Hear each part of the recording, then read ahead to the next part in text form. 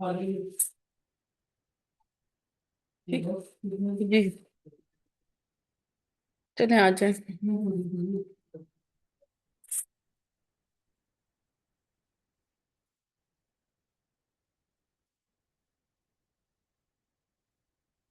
जी गजाला, शुरू करें। अस्सलाम वालेकुम जी। वालेकुम शुरू अस्सलाम। करूँ डॉक्टर? जी जी, शुरू करें। अस्सलाम वालेकुम, मेरा नाम डॉक्टर फजाला है और आज मैं आपकी डॉक्टर हूँ। मुझे अपना नाम बताएंगी? जी, मेरा नाम शफकत है। पिंक। डॉक्टर, आपकी उम्र कितनी है?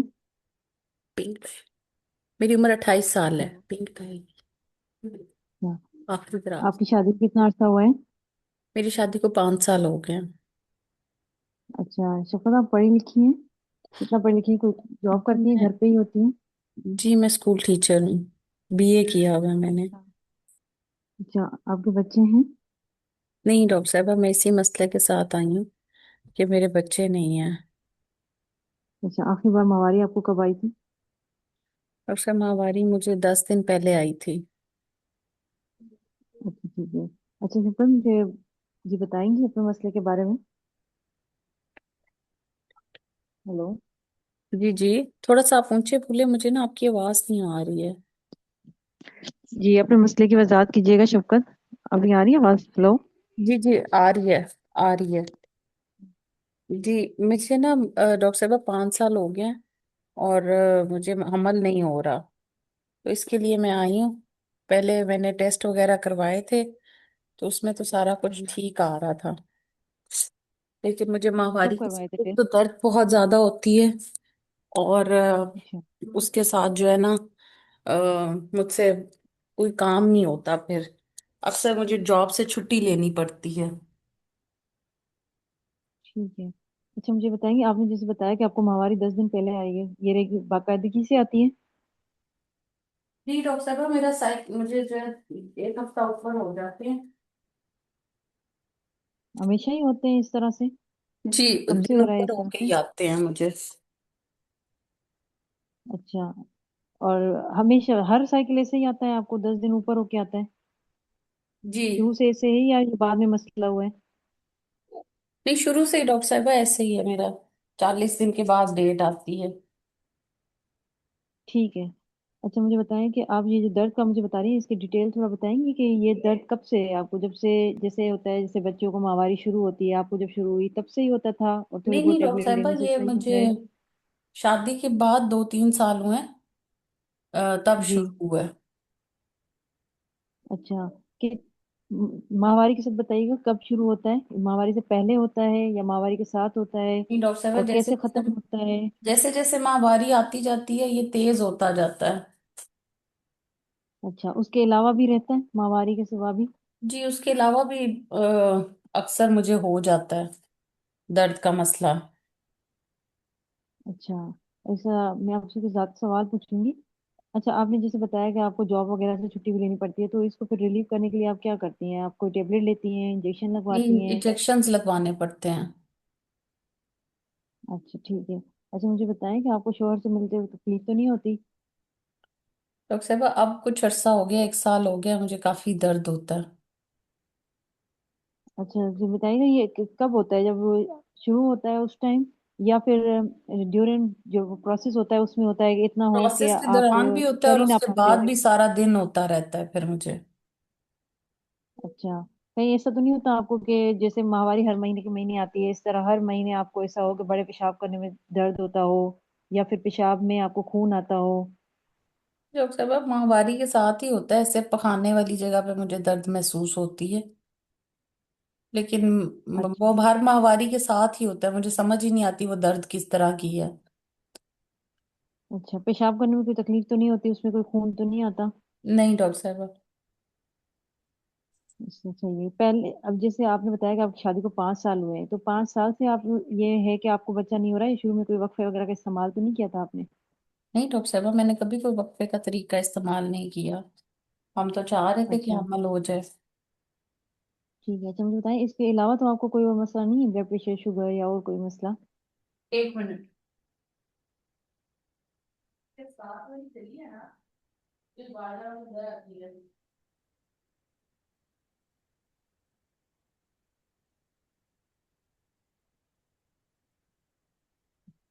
एक मिनट, सॉरी। जी। जी आप क्या पूछ रही थी? जी मैं पूछी थी कि इसके अलावा तो आपको कोई और मसला नहीं है, ब्लड प्रेशर, शुगर या और कोई बीमारी जिसकी वजह से आप डॉक्टर के पास जाती हैं, रेगुलर दवाई नहीं। लेती हो? नहीं डॉक्टर साहब, बस ये दर्द ही बहुत कोई शदीद है मुझे। अच्छा, कोई ऑपरेशन तो नहीं हुआ आपका, खास करके नीचे का नलों का? नहीं डॉक्टर साहब, कोई ऑपरेशन नहीं हुआ मेरा। अच्छा, कोई इस दवा से कोई एलर्जी तो नहीं है आपको? नहीं। अच्छा, इसके अलावा आपको वजन पता है आपका? जी मेरा वजन जो है वो 65 kg। 65 kg, ठीक है। अच्छा, और खुदा न खास्ता जैसे लोगों को आदत होती है स्मोकिंग वगैरह की, आपको इस तरह की कोई आदत तो नहीं नहीं डॉक्टर साहब। है? हम्म, ठीक है। अच्छा, मुझे ये बताएं कि आपकी एक, सॉरी, डिस्टर्ब कीजिए बहुत देर में। हाँ, मुझे ये बताएं कि ये आप दोनों की पहली शादी है? जी जी, हम दोनों की पहली शादी है। अच्छा, आपके शोहर आपके साथ ही रहते हैं? जी जी, हम इकट्ठे ही रहते हैं। मतलब वो कहीं बाहर तो जॉब वगैरह तो नहीं करते, नहीं नहीं डॉक्टर साहब, शहर कभी से बाहर? कभी साथ ही रहते हैं। अच्छा अच्छा, हफ्ते में कितने बार आप लोग मिल लेते हैं? तीन तीन दफा मिल लेते हैं, लेकिन अब जरा कम हो गए पहले। अब दर्द मुझे बहुत होता है तो एक दफा ही होता है। ठीक है। अच्छा, आपको ये पता है कि महीने के कौन से दिन होते हैं जिसमें हमल होने का ज्यादा चांस होता है? नहीं डॉक्टर साहब।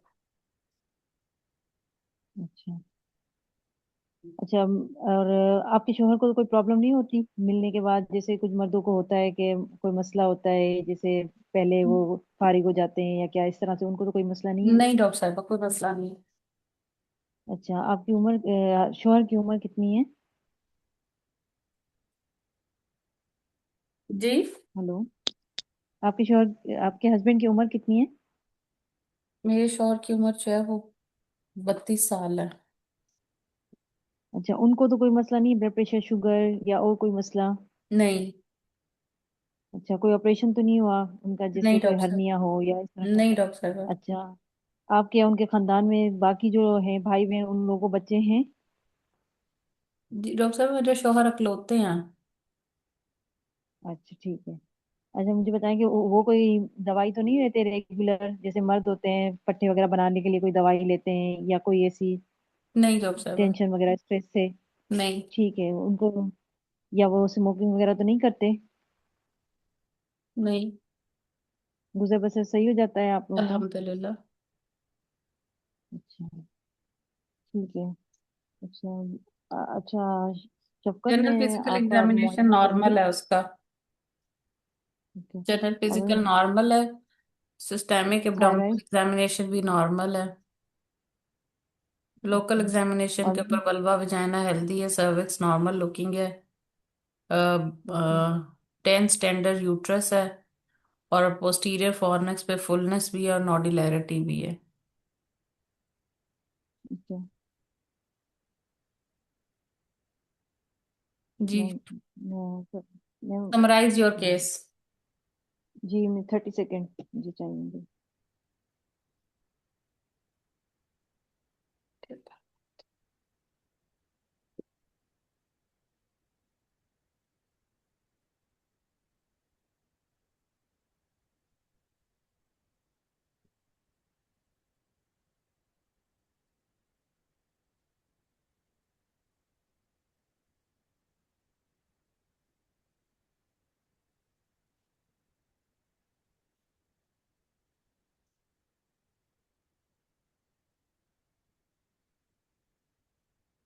जी गजाला।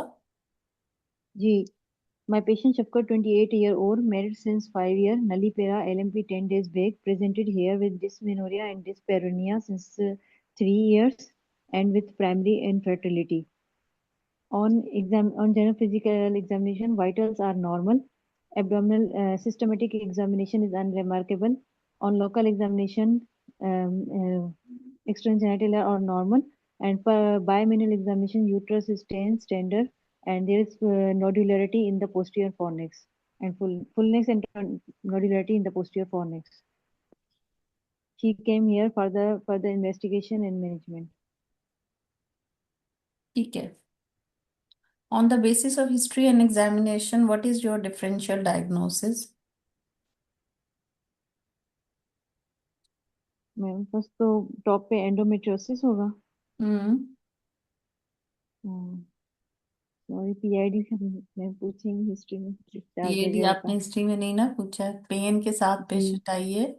जी जी जब टॉपिक पता होता है ना, ये सबसे बड़ा इश्यू होता है। जी जी। मैं उसी तो पे चलती रही बस। देखिए, गायनी ऑब्स्टेट्रिकल के अंदर तो टॉपिक होता है ना, गायनी के अंदर तो टॉपिक नहीं है ना, गायनी के अंदर तो सिम्टम्स हैं जिनको जी आपने देखना है। मैस एब्डोमेन की डीडी बनानी है, पेन एब्डोमेन की डीडी बनानी है, ठीक है। तो गायनी के अंदर तो डीडीज चलने हैं ना, वहां पे जी आपके रिस्क फैक्टर्स होते हैं। ऑप्स के केस के अंदर आपके रिस्क फैक्टर्स होते हैं, ठीक है। और यहाँ पर जी। आपके जो हैं वो होते हैं,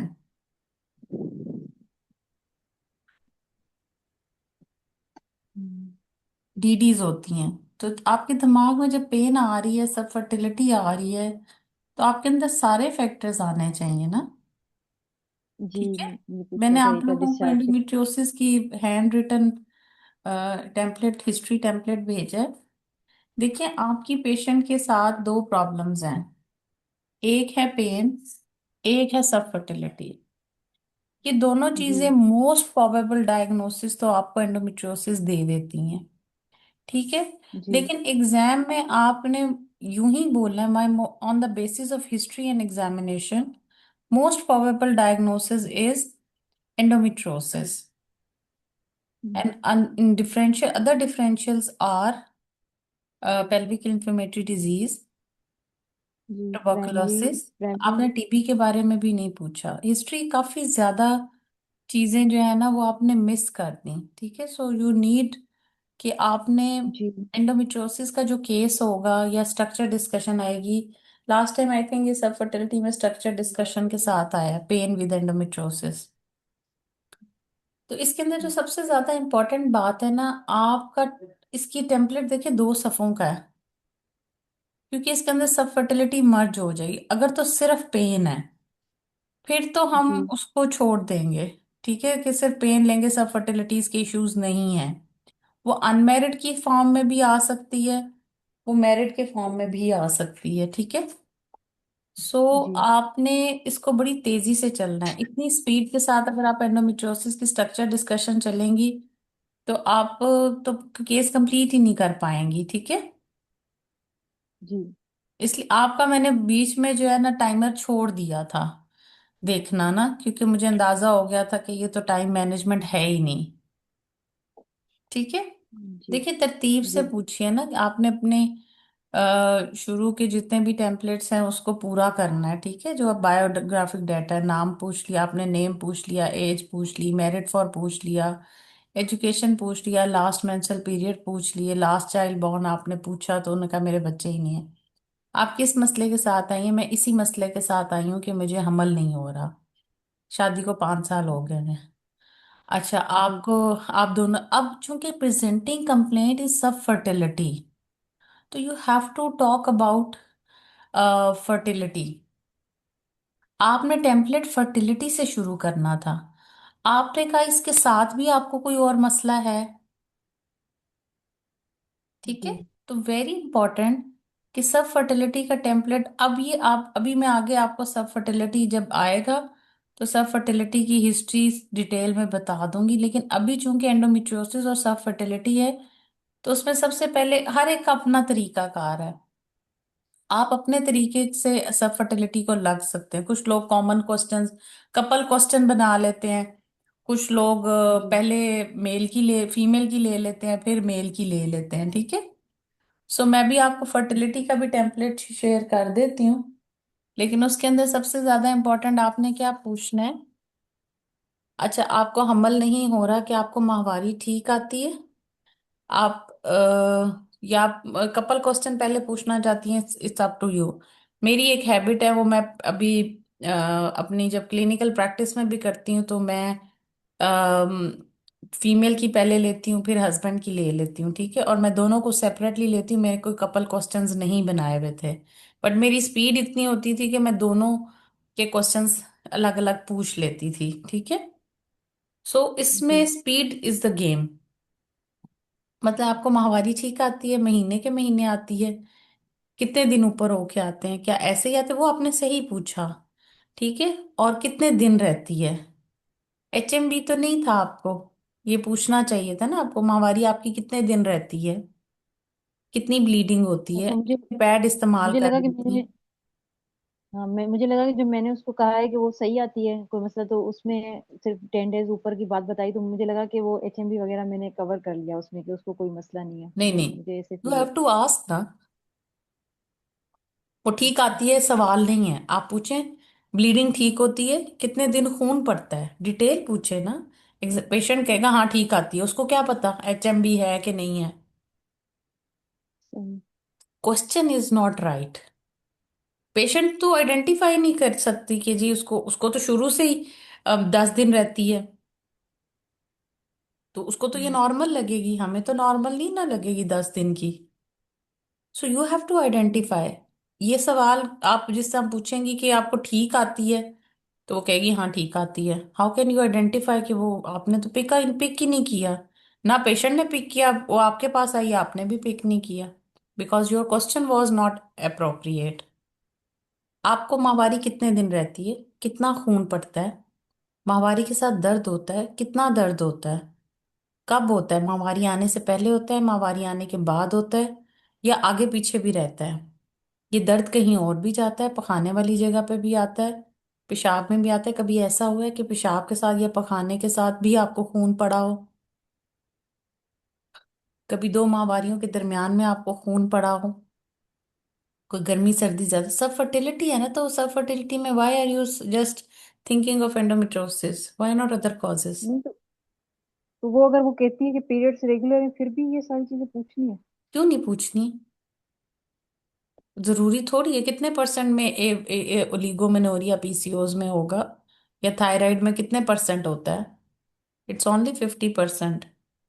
बाकी 50% बेचारी ठीक ही रहती हैं, ठीक है। सो इट इज नॉट कि जी। 90% है, 100% थायराइड ओलिगोमेनोरिया के साथ आएगा, 100% PCOS जो है वो इरेगुलरिटीज के साथ आएगा। डिलेज तो है ना, उसका 40 डे का साइकिल तो है, जी। तो व्हाई नॉट PCOS। वो कह नहीं रही मुझे 10 दिन ऊपर होके आते हैं, कभी हफ्ता ऊपर होके आते हैं, तो इजंट इट कि वो उसमें PCOS होगा, ठीक है। सो जी। जब भी आपने हिस्ट्री लेनी है, ये पता लगना चाहिए कि you are acquiring all the causes, ठीक है। जी। तो गर्मी सर्दी ज्यादा तो नहीं लगती है, बुखार वगैरह तो नहीं होता, खांसी तो नहीं रहती, रात को कोई ठंडे पसीने तो नहीं आते आपको, किसी को खाना घर में या किसी को TB वगैरह तो नहीं है, पता चले ना कि you are ruling out TB, क्यों TB नहीं हो सकती इसको। जी। डिफरेंशियल में TB नहीं है, डिफरेंशियल में TB है। सब जी। फर्टिलिटी के साथ, पेन के साथ, डिस्मेनोरिया के साथ, डिस्पेरूनिया के साथ पेशेंट को TB हो सकती है, पेल्विक TB, PO मैसेज हो सकते हैं। अभी तो पाउच ऑफ डगलिस में आपको नोडुलैरिटी और वो फील हुई है, वो TB में भी हो सकती है। जी। अच्छा, उसके बाद आपने ये सारे पूछते, अच्छा अब तक आपने हमल के लिए क्या टेस्ट करवाए हैं, कोई कैमरे वाला टेस्ट करवाया है, माहवारी के 21वें दिन पे, या कोई खून के हॉर्मोन्स के टेस्ट करवाए हैं आपने, क्या आपकी ट्यूबों का टेस्ट हुआ हुआ है, ये सारी चीजें पूछनी है ना, फिर आपकी फीमेल कंप्लीट होती है। अभी तक आपने हमल के लिए क्या इलाज करवाया, शौहर की क्या उम्र है, शौहर सिगरेट लेते हैं, शौहर का किसी किस्म का कोई ऑपरेशन तो हर्निया का नहीं हुआ, उनको ब्लड प्रेशर शुगर या गुर्दों का कोई मसला तो नहीं है, आपके शौहर जिम करते हैं या कोई जिम करने के लिए मसल बनाने के लिए कोई अद्वियात लेते हैं, ठीक है। और इसके अलावा कोई जहनी दबाव की दवाई तो नहीं खाते वो, क्लियर कट पूछे ना, एंटी डिप्रेसेंट तो नहीं लेते, ठीक है। फिर उसके जी। बाद आपके मियाँ की रिपोर्ट हुई हुई है, उस रिपोर्ट में कोई मसला तो नहीं है, ये सवाल सारे पूछने हैं आपने। फिर आपने जाना है, गंदा पानी भी पूछना है आपने वहां से, जब फीमेल का पूछना है, सर दर्द तो नहीं होती, छाती में से दूध तो नहीं आता। ये सारे सवालात आपके फीमेल की हिस्ट्री में आएंगे, वेरी क्विकली, वेरी स्पीडली। आपकी स्पीड बहुत ज्यादा स्लो थी, मैंने शुरू में ही जब आपने 3 4 सवाल पूछे, मैंने आपका टाइमर देखना बंद कर दिया था, क्योंकि मुझे पता था कि ये वाली हिस्ट्री तो टाइम पे नहीं होनी। ठीक है। और यूजली जी। ऐसे पेशेंट में एंडोमेट्रियोसिस के एग्जामिनेशन में आपको कुछ भी नहीं मिलता। ठीक है। सिर्फ जी। पेन मिलेगी, टेंडर बाय मैनुअल पेनफुल होगा। और समटाइम्स आपको नोडुलैरिटी उसमें मिल सकती है। ठीक है। बट डीडीज आपने हमेशा अपने जहन में रख के, सब फर्टिलिटी विद पेन, आपने उसको सारे सवालात पूछने हैं सब फर्टिलिटी के। समझ आ गई गजाला? और इसका जी। रट्टा लगाना है, जो जितने भी गायनी के टेम्पलेट्स हैं उनके रट्टे लगाने हैं, तेजी तेजी से, खुद से ही। आखिरी 1 हफ्ते में तो आपने टेम्पलेट को रिवाइज करना है ना, कि अच्छा मैं सारे फटाफट टेम्पलेट सुना लूं एक दूसरे को।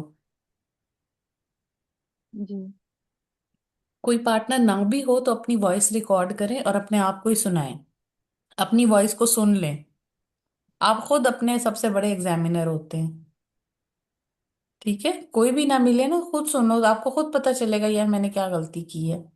आपको खुद समझ आएगा कि वॉइस टोन मेरी कैसी है, मैं कितना कर रही हूँ कितना नहीं कर रही। तो आपको अगला क्वेश्चन सोचना पड़ रहा था।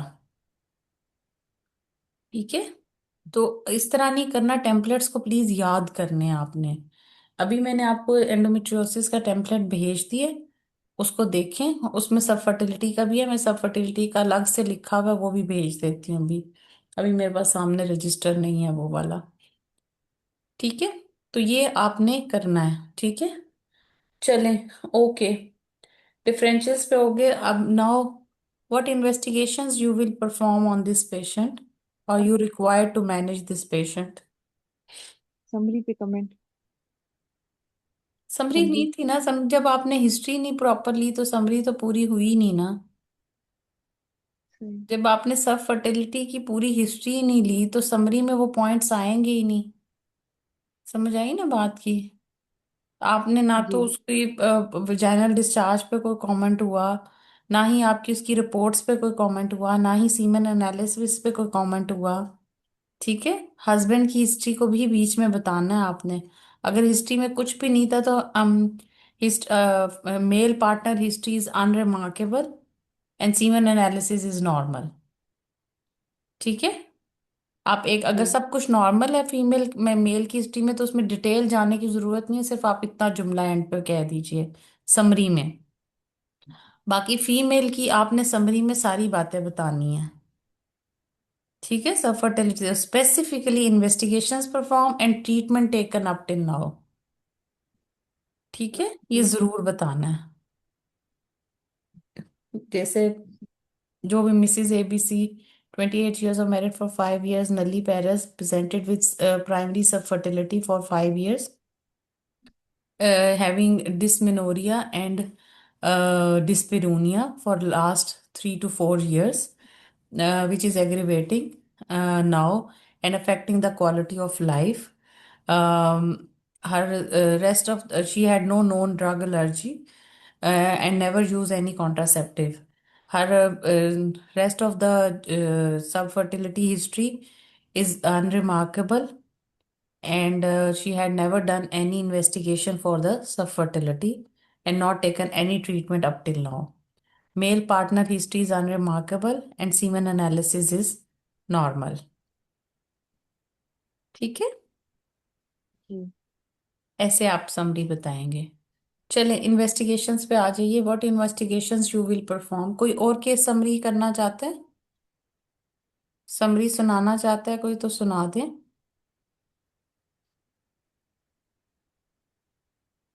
चलें गजाला, आ जाए। जी। First of all, I need baseline investigation, hmm. complete blood count for hemoglobin, TLC, and platelet count, blood group of the patient, hepatitis B surface antigen, anti-HCV, random blood sugar, and midstream urine analysis for glucose, protein, pus cells, Then regarding specific investigation, I want to review the semen analysis of the patient of the husband after abstinence after 3 days 3 days abstinence of intercourse. Regarding the female partner, my patient serum progesterone mid-luteal serum progesterone level ultrasound TVS because I want to baseline know नहीं the करवाएंगी आप endometrial अपने patient के? वो मैंने बोले doctor कृत अभी अच्छा। सारे जी ओके। एंड जो स्पेसिफिक है उसमें husband semen analysis hmm. And जो फीमेल की जो इन्वेस्टिगेशन होगी उसमें mid luteal serum progesterone level ultrasound TVS labs जो है फॉर वो सारी, ये वाली लैब्स नॉर्मल है, सीमेन एनालिसिस भी नॉर्मल है? Mid luteal serum progesterone level normal है। okay ultrasound TVS for endometrial thickness myometrial echogenicity size position of the uterus and any tubo-ovarian pathology hmm. Introverted normal size uterus, normal endometrium, no fibroid is seen. There is 4 centimeter bilateral ovarian ground glass appearance cysts are seen. Most likely endometriomas. bilateral Bilateral। और 4 centimetre, एक 4 centimetre का, एक 3 centimetre का। okay and when HSG patient के हुआ hysterosalpingogram not done. Laparoscopy not done. okay जी। How will you manage this patient? Ji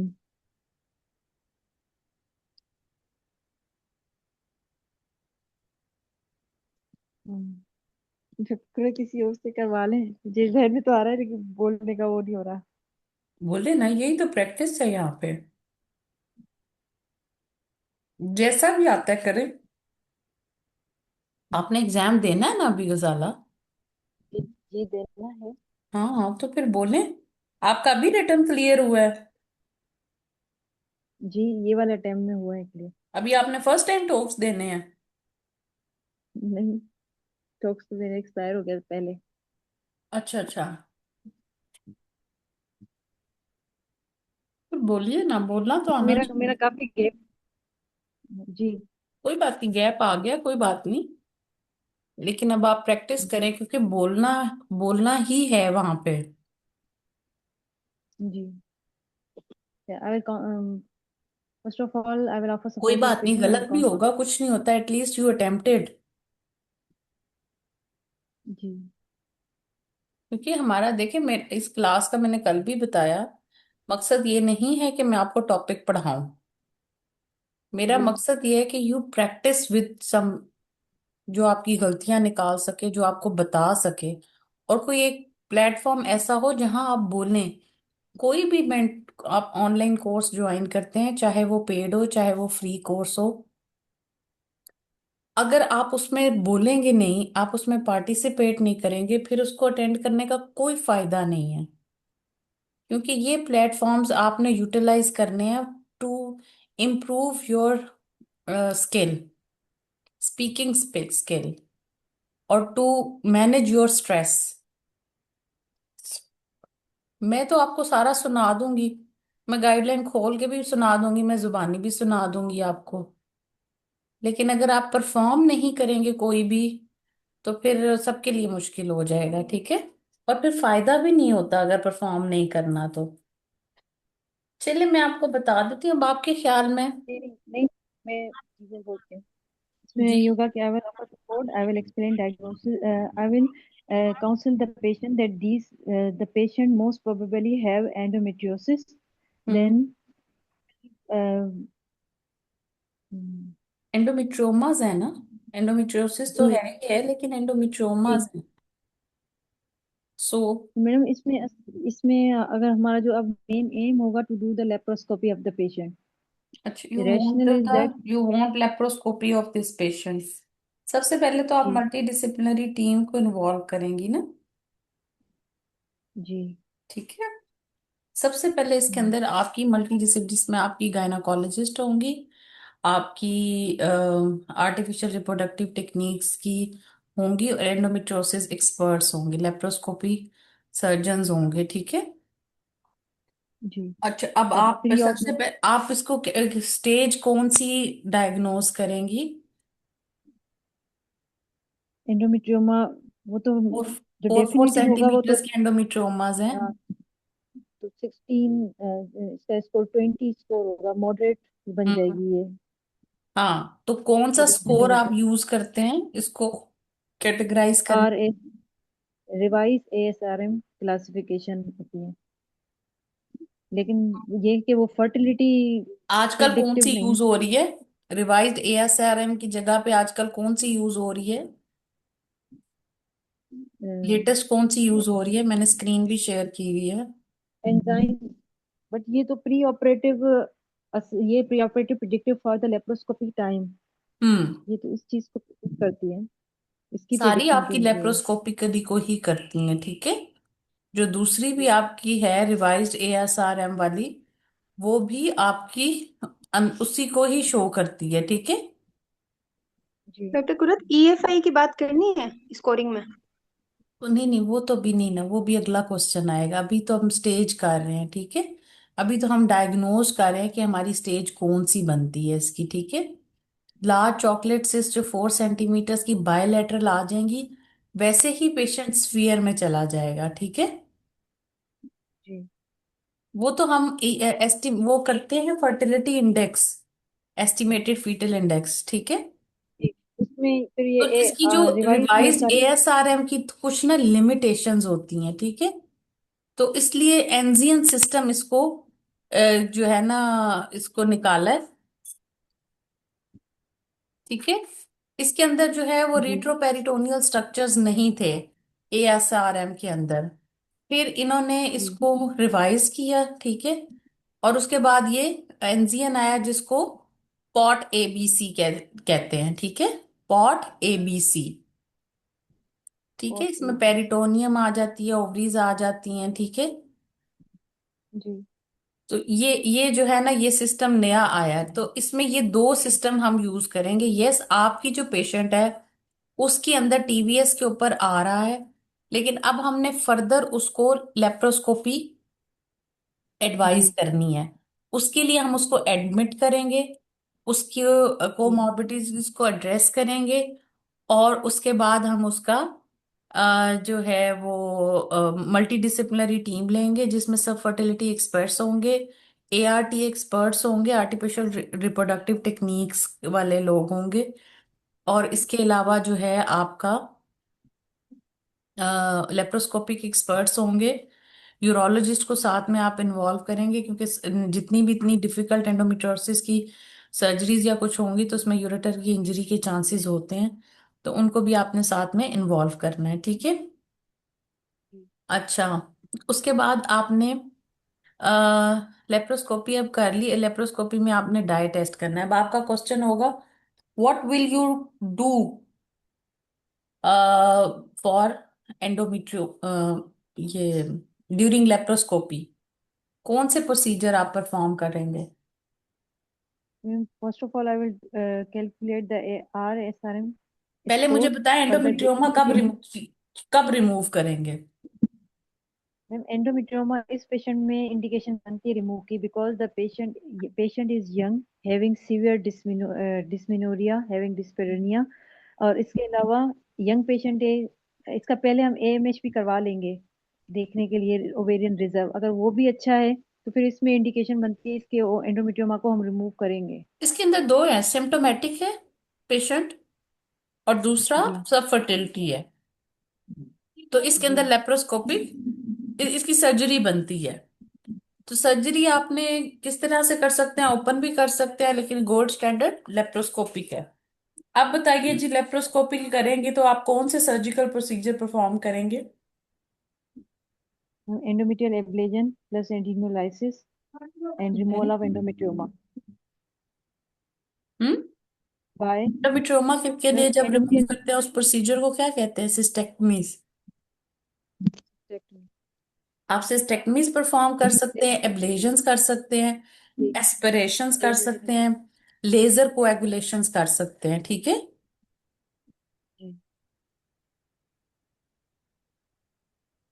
what is three stage surgery?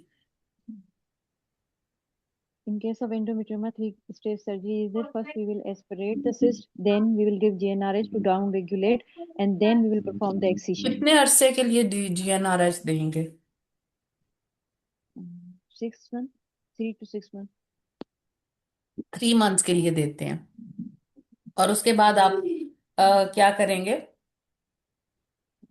Excision of the cyst.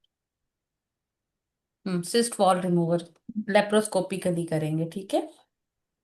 अच्छा, can you predict the fertility? By what? यही तो पूछ रही हूँ, can you predict the fertility rate in this patient? Yes, they, yeah, I will calculate the endometriotic fertility index, yes. and by that we can predict the fertility okay. outcome. तो endometrial fertility index ज्यादा होगा तो क्या होगा? Less chances of हाँ। Fertility index fertility. ज्यादा होगा तो चांसेस ऑफ स्पॉन्टेनियस कंसेप्शन बढ़ जाएंगे विदाउट यस। आईवीएफ। यस, ठीक है। Yes. ये इंपॉर्टेंट है, ठीक है, कि आपके जैसे एस्टिमेटेड फीटल फर्टिलिटी इंडेक्स ज्यादा होगा तो स्पॉन्टेनियस कंसेप्शन के रेट ज्यादा हो जाएगा, ठीक है। अगर EFI जो है वो कम है, पुअर आता है, तो फिर आप उसको IVF की तरफ लेके जाएंगे पेशेंट को, ठीक है। फिर वो नेचुरली या स्पॉन्टेनियसली कंसीव नहीं कर सकती। अच्छा, बट आपकी सर्जरी से आपका क्या बेनिफिट होगा पेशेंट को? आपने ये लेप्रोस्कोपिक सिस्टेक्टमीज कर दी तो इससे पेशेंट को क्या फायदा होगा? If one how will symptom of this surgery benefit to your patient? symptoms, एक तो patient symptomatic है, improvement in the symptom hmm. and improvement in the fertility, because endometrioma हम remove करेंगे, it will also increase the increased chance of natural conception, removal of endometrioma, क्योंकि 4 centimetre का काफी बड़ा endometrioma है, otherwise हम्म। बाकी कोई factor नहीं है, so it hmm. will also increase the chance of natural conception. हम्म। ये दो benefit होंगे उसको। हाँ, एक आपकी एनेटमी रिस्टोर हो सकती है। आप जब इसको रिमूव कर देते हैं तो आपकी स्टेज 4 से स्टेज 2 पे चला जाता है पेशेंट। आपकी एंडोमेट्रियोसिस की स्टेज भी डाउन रेगुलेट हो जाती है, ठीक है। और सिम्टम्स भी रिलीफ हो जाती हैं, फर्टिलिटी रेट इंक्रीज हो जाता है। सो इससे ये फायदा होता है। What are the risk during the surgery?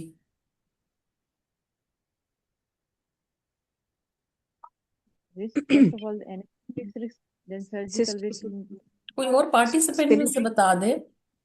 Ji madam, ये कि spillage of the ovarian risk, chocolate contents, spillage of the contents into the abdominal cavity, कौन rupture of बोल the, रहा जी मैडम, है? गजाला।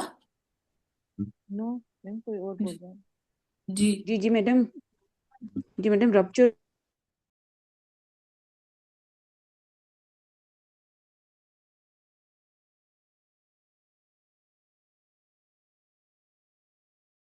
जी, रप्चर हो सकती है फिर। अच्छा मैम, जो मेन है वो ये होगा कि ओवेरियन रिजर्व अफेक्टेड हो सकता है हाँ, ना, जब हम आपको एंडोमेट्रियोमा आपको रिमूव समटाइम्स करेंगे। सिस्टेक्टमी के साथ आपको ओवेरियन टिश्यू रिमूव करना पड़ जाता है। और उसकी वजह से जो है आपका ओवेरियन रिजर्व कम हो जाता है। और फिर फर्टिलिटी की रिड्यूस हो जा सकती है, AMH लेवल रिड्यूस हो जाते हैं। जी। एक तो ये इंपॉर्टेंट हो गया, इसके अलावा ऑर्गन डैमेज हो सकते हैं। Other organ damage, difficult surgery हो सकती है, ठीक है। और जी। समटाइम्स एग की क्वालिटी भी, जब हम IVF करने लगते हैं तो हमें बहुत अच्छा एग नहीं मिलता, ठीक है। अच्छा ओके। डॉक्टर कुरत, ये तो कंट्रोवर्शियल नहीं है कि एक तरफ बेनिफिट्स में हम बता रहे हैं कि चांस ऑफ फर्टिलिटी इंक्रीज हो जाएगा और रिस्क में हम बता रहे हैं कि चांस ऑफ फर्टिलिटी डिक्रीज हो जाएगा। देखिए, वो कॉम्प्लिकेशन है ना। चांसेस ऑफ फर्टिलिटी कब डिक्रीज होगा? जब आपके ओवेरियन टिश्यू आपको डायसेक्ट करना पड़ जाता है या ब्लेड करना पड़ जाता है, ये कॉम्प्लिकेशन है ना। तो अगर इस तरह की कोई कॉम्प्लिकेशन होती है, हम बात कर रहे हैं कॉम्प्लिकेशन ऑफ सर्जरी, हम नॉर्मल सर्जरी की बात नहीं कर रहे।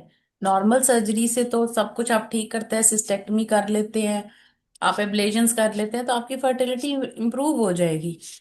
हम बात ओके। कर रहे हैं कि ड्यूरिंग कॉम्प्लिकेशन अगर आपका ओवेरियन टिश्यू डैमेज हो जाता है या ओवेरियन टिश्यू आप ज्यादा निकालना पड़ जाता है, ऐसी सिचुएशन होती है।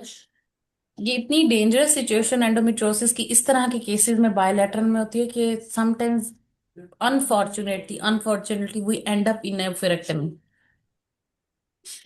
सही। इतना बुरा अंदर फंस जाते हैं कि या तो आप छोड़ देते हैं, ठीक है, सिर्फ एस्पिरेट करते हैं और छोड़ देते हैं जब आपको ये खतरा हो कि जी ये तो मैं ओवरी निकल जाएगी इसकी, ठीक है। सही। फिर आप उसको छोड़ के तो जीएनआरएच पे डाल देते हो, ठीक है। तो is GNR there any way to improve the ovarian reserves? नहीं, हम्म। डॉक्टर कुरत, ये पहले था गाइडलाइन में कि हम GNRH देते थे उसके बाद, लेकिन अब तो न्यू गाइडलाइन के अकॉर्डिंग तो ये नहीं है, वो मैंने कहते हैं बात डायरेक्ट किया, अगर इसको। जीएनआरएच तो आपका ओवेरियन रिजर्व तो नहीं करेगा ना। जीएनआरएच तो आपका ओवेरियन सुप्रेशंस करेंगे, जी उससे रिजर्व पे कोई फर्क नहीं पड़ता। उस पे सिर्फ जी एक्टिविटी पे फर्क पड़ता है और एंडोमेट्रियोसिस और डेवलप नहीं होता। जी जी वो तो सप्रेस हम होता है। ओवेरियन सुप्रेशन कर रहे हैं। मेरा क्वेश्चन ये है, can we improve the ovarian reserve? If we just do incision and drainage rather than cystectomy. नहीं, कोई एजेंट आप देंगी उसको, कोई ऐसी ड्रग है? डॉक्टर कुरेश, वो जो DHEAS जो हाँ, देते हैं डियास वो देंगे और एंटीऑक्सीडेंट्स देंगे in the form of antioxidant. Vitamin E और कोएंजाइम 10, जी, ठीक है। इसमें जिंक भी दे सकते हैं हम, जिंक ऑक्साइड भी। और जिंक मेल को देते हैं मोटिलिटी के लिए। जी जी, उसमें तो देते हैं, लेकिन वैसे इसमें भी दे सकते हैं, मतलब वो मैंने इसमें कहा कि नहीं, इसमें भी क्योंकि वो इसमें जिंक का उसका भी कोई, साइड। इसमें माइक्रो न्यूट्रिएंट्स का इतना रोल नहीं है। माइक्रो ठीक है। न्यूट्रिएंट्स का, ट्राइबलस का, और इनका रोल मोटिलिटी में है। सीमन, सीमन के साथ इनका अच्छा रोल है। अच्छा, डॉक्टर कुरेश, एक और क्वेश्चन वाई पूछना था कि एंडो, क्यों इनका वेट लॉस में भी कुछ है। एक्चुअली मुझे किसी ने एक दफा कहा था कि क्या पेशेंट को PCOS वाले एंटीऑक्सीडेंट को। है ये बेसिकली। वेट लॉस में इस तरह से रोल नहीं है, but it is an antioxidant which controls your appetite. जी तो डॉक्टर ठीक है। कुरेश, आफ्टर सर्जरी हम ओवेरियन रिजर्व इंक्रीज करने के लिए देंगे या बिफोर सर्जरी देंगे? आफ्टर सर्जरी भी दे सकते हैं, बिफोर सर्जरी भी दे सकते हैं, ठीक है। जिस पेशेंट का AMH कम आ रहा है, उसकी आप लेप्रोस्कोपी करने जा रहे हैं, तो आप उसको ये शुरू करवा दें ओवेरियन रिजर्व बेहतर है। जब तक आपकी सर्जरी होगी, पेशेंट रिकवर करेगी, आपका ओवेरियन रिजर्व बेहतर हो जाएगा। So what will you offer this patient for सब फर्टिलिटी? जी, जी गजाला। मैम लेप्रोस्कोपी के बाद फिर जैसे अकॉर्डिंग टू जैसे 5 ईयर से ये इनफर्टाइल है, तो फिर इसमें तो IUI for three IUI, cycles कितना? IUI देन जी IUI के हैं 3 साइकिल्स दे सकते हैं, और देन अगर नहीं तो इतने फिर बड़े बड़े IVF बेटर। एंडोमेट्रियोमा निकाल रही हो। जी ट्यूबल पेटेंसी पेटेंसी की थी? वो तो की थी, ओपन, आपने वो बताया था कि ओपन थी। Tube open. तो 5 साल जी की सब फर्टिलिटी को अब IUI पे भेजेंगे? तो मैं इस सेंस में सोच रही थी कि यंग पेशेंट है और बाकी और कोई रिस्क फैक्टर नहीं है, सिर्फ एंडोमेट्रियोमा थे जो हमने रिमूव कर लिए हैं, तो इसलिए 3 साइकिल्स ऑफ IUI, ये मेरे जहन में था। Not a safe option, go for IVF। हम्म, इस तरह के एंडोमेट्रियोमा के रिमूवल के बाद जिसमें एडहेरेंस भी बनी हुई हो, जिसमें पाउच ऑफ डगलस भी आ रही हो, आप एब्लेजन भी कर दें तो आई डोंट थिंक कि वो चाहे जी यंग पेशेंट हो चाहे कुछ हो, आपको आईयूआई नहीं करना चाहिए, आपको आईवीएफ करना चाहिए। This is not the safe. जी हाँ, सही पेशेंट अफोर्ड ना करे। अफोर्डेबिलिटी भी अब पाकिस्तान के अंदर कुछ जगहों पे डिस्काउंट्स लग जाते हैं, और कुछ जिनोवा या ये लोग हैं जो थोड़े कम प्राइस में कर देते हैं, फंड कर देते हैं। लेकिन ओवरऑल किसी भी मुल्क में दुनिया में आर्टिफिशियल रिप्रोडक्टिव टेक्निक स्पॉन्सर्स नहीं होती।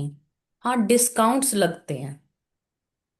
तो ऐसे पेशेंट्स को आपने आईवीएफ ही ऑफर करनी है। Don't go for IUI.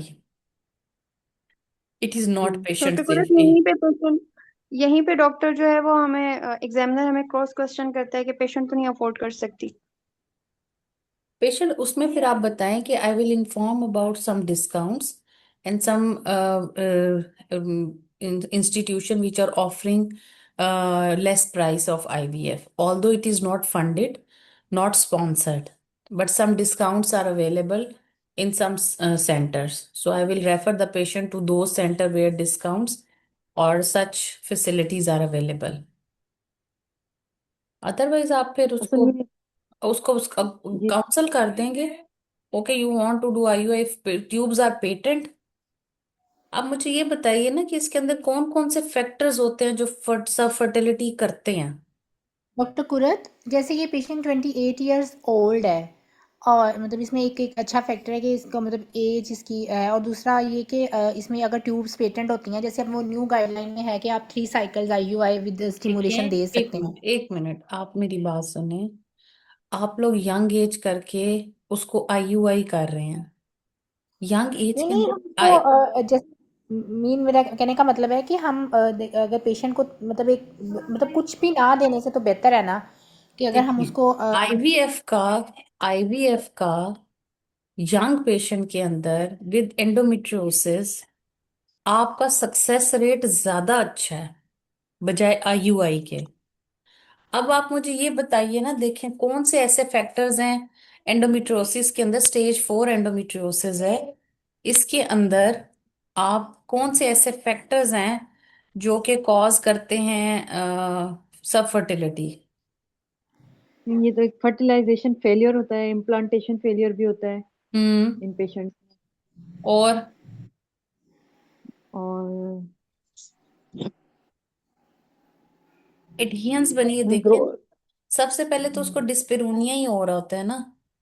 फिर सबसे जो इम्पोर्टेंट आप लोग यहाँ पे भूल जाते हैं वो बात है एग की क्वालिटी। ठीक है। तो इसके अंदर जब आप करते हैं तो आपकी एग की क्वालिटी भी समटाइम्स आपको बहुत अच्छी नहीं मिल रही होती। तो आप आईयूआई अगर आप अनस्टिमुलेटेड करते हैं या आप स्टिमुलेटेड साइकिल में भी करते हैं तो उसमें आपको बहुत अच्छी क्वालिटी मिलना मुश्किल होता है। फिर इम्प्लांटेशन फेलियर्स आपके अंदर आ जाते हैं। ठीक है। सो जी बेहतर है जिस पेशेंट को आपने इनिशियली स्टेज 4 डायग्नोज कर दिया है उसको आप आईवीएफ की तरफ काउंसल करें। वो बहुत ही बजिद्द हो जाती है एग्जामिनर, तो फिर आप आईयूआई बोल दीजिए।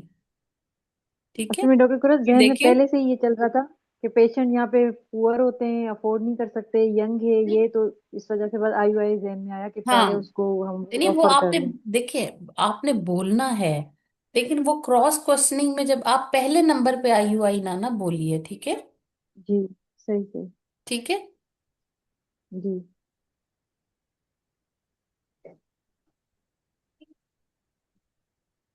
ये एक इन्फॉर्म डिसीजन होता है। ठीक है।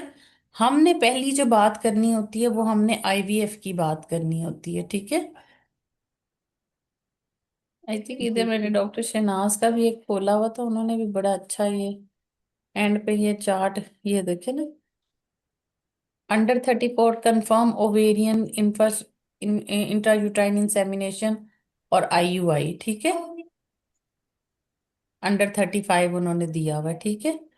और ओवर जी 35 है, उसमें भी उन्होंने यही ऑप्शंस दिए हुए हैं।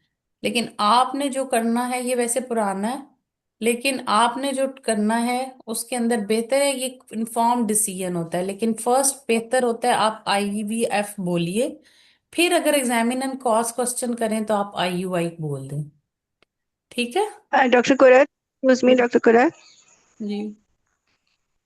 डॉक्टर कुरैत, मुझे तो आपका जो पर्सपेक्टिव है वो ज्यादा सही लग रहा है, क्योंकि ये पेशेंट, इसकी प्रोलॉन्ग्ड इनफर्टिलिटी है और इसको ठीक ग्रेड है, देखिए 4 IVF एंडोमेट्रियोसिस है। और आईवीएफ की 28 ईयर्स के अंदर अगर हम उसको काउंसल करते हैं, उसको डिस्काउंट्स ऑफर करते हैं, ऐसे सेंटर्स में भेजते हैं, तो IUI से ज्यादा अच्छा रिजल्ट 28 ईयर्स पे IVF का आता है।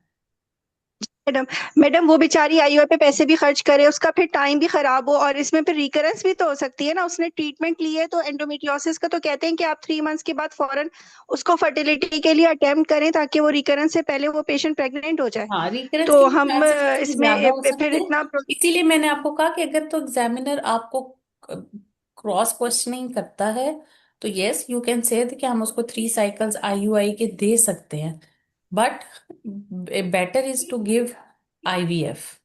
But yes, if patient is not affordable and there is no discount is available, तो फिर आप उसको दे दीजिए। ठीक है। और इसी तरीके से डॉक्टर कुरैत, अगर वो सिम्युलेटेड पेशेंट टास्क में आता है तो उसमें भी हम काउंसलिंग करते हुए सबसे पहले उसको IVF बताएं और फिर यस, बाकी पहले ऑप्शंस बताएं। IVF स्टेज 3 और 4 के ऊपर। ठीक है। स्टेज 3 और 4 के ऊपर जो है आप बस जब एंडोमेट्रियोमास आ जाते हैं 3 सेंटीमीटर से बड़े, तो फिर तो स्टेज 4 ही बन जाता है ना।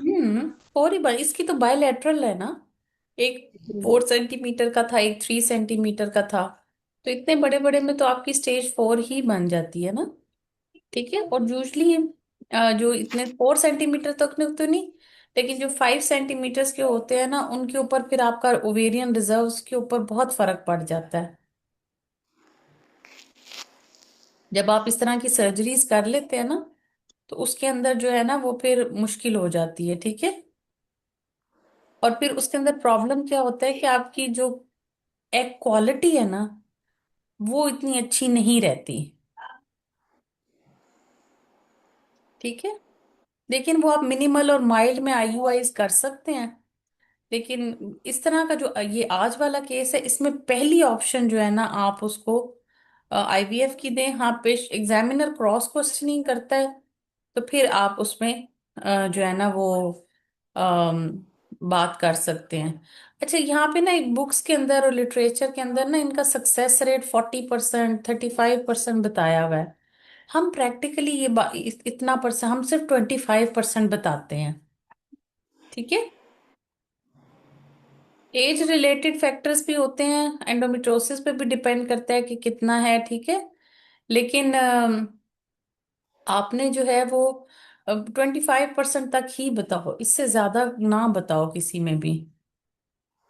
लिटरेचर के अंदर आपको बहुत जगहों पे बहुत हाई रेट मिलेगा, लेकिन practically speaking it is only 25%। 15% हम IVF का दे देते हैं और 25% हम IUI के साथ देते हैं, और इतना होता भी नहीं है। ठीक है। अच्छा, एक इम्पॉर्टेंट जो होता है ना, वो एक नई आई भी है इसके अंदर, स्क्लेरोथेरेपी भी। ठीक है। वो भी अभी लेटेस्ट रिसर्च इनकी चल रही है 2025 के अंदर। बहुत जगहों पे अभी अवेलेबल नहीं है, लेकिन फॉर पर्पस ऑफ नॉलेज और वाइवा आपको ये आइडिया होना चाहिए। ठीक है। और एक अब लेटेस्ट आपसे IVF के बाद वो पूछते हैं स्टेम सेल्स। ठीक है। कहाँ स्टेम सेल्स जो हैं वो भी पाकिस्तान में उस तरह से अलाउड नहीं है, लेकिन पे रिसर्च में कैंसर चल रही है। ये कपूर रखा था किचन में और ठीक खोल है। दी ये भी तो आपकी अभी रिसर्च में है, लेकिन अभी इस तरह से अवेलेबल नहीं है वो। ठीक है। लेकिन कुछ लोग इस पे रिसर्च कर रहे हैं, स्टेम सेल और PRPs जो होते हैं। ठीक है। डॉक्टर कुरैत, जब आप सब फर्टिलिटी का मॉड्यूल करवाएंगे तो उसमें आप जो लेटेस्ट गाइडलाइन आई है अभी मार्च में, उसका एक हाँ, रिव्यू करवा देंगे। ठीक है, करा दूंगी। उसका रिव्यू वैसे मैंने भेज भी दिया था, डॉक्टर हीरा ने भी भेजा था, डॉक्टर माजिबीन ने भी भेजा था, और मैंने भी एक लिख के भेजा हुआ है, जो डिफरेंसेस और चीजें हैं ना नई। लेकिन एक दफा उसको रिव्यू कर लेंगे क्लास के अंदर ही। ठीक है। जैसे एंड पे भी हम डिस्कशन करते हैं, तो हम एक दफा उसको मैं आपको रिव्यू करवा दूंगी, ठीक है। चलें, ठीक है। अब इस टॉक आर्टिकल को पढ़ लें, जो चीजें शेयर की हैं उनको एटलीस्ट जरूर देख लें। और हिस्ट्री जी टेम्पलेट को, endometriosis with subfertility and pain को प्रैक्टिस करें, ठीक है। जी। चलें, ओके, फिर अल्लाह हाफिज। Thank you so much. Thank you doctor.